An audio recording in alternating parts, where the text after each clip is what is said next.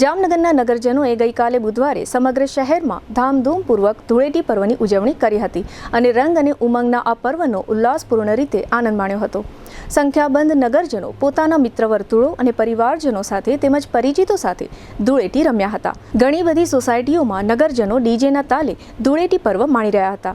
આ ઉપરાંત શહેરના ડીકેવી કોલેજ સહિતના મુખ્ય માર્ગો પર સંખ્યાબંધ લોકો, ખાસ કરીને યુવાનોએ મન ભરીને રંગોત્સવ માણ્યો હતો। સમગ્ર શહેરમાં ધૂળેટી પર્વ નિમિત્તે પોલીસ દ્વારા બંદોબસ્ત પણ ગોઠવવામાં આવ્યો હતો। જો કે કેટલાક માર્ગો પર અને વિસ્તારોમાં ખેલૈયાઓ, રાહદારીઓ અને વાહન ચાલકો પર રંગ ઉડાડતા જોવા મળ્યા હતા। આ ઉપરાંત શહેરની આસપાસમાં આવેલી મોટાભાગની હોટેલો અને રિસોર્ટ વગેરે સ્થળોએ ધૂળેટી પર્વની ઉજવણી કરવામાં આવી હતી।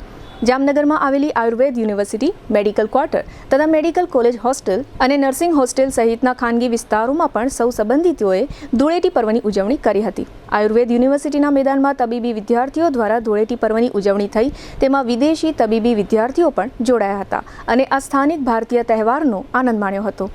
સામાન્ય રીતે ધૂળેટીના પર્વ દરમિયાન મારામારી અને હુમલા વગેરેના બનાવો નોંધાતા હોય છે, પરંતુ ગઈકાલના આ ધૂળેટી પર્વમાં શહેરમાં કોઈ નોંધપાત્ર અનિચ્છનીય ઘટના નોંધાઈ ન હતી અને સૌ નગરજનોએ શાંતિ અને શિસ્ત સાથે આ રંગ અને ઉમંગના પર્વ ધૂળેટીની આનંદભેર ઉજવણી કરી હતી।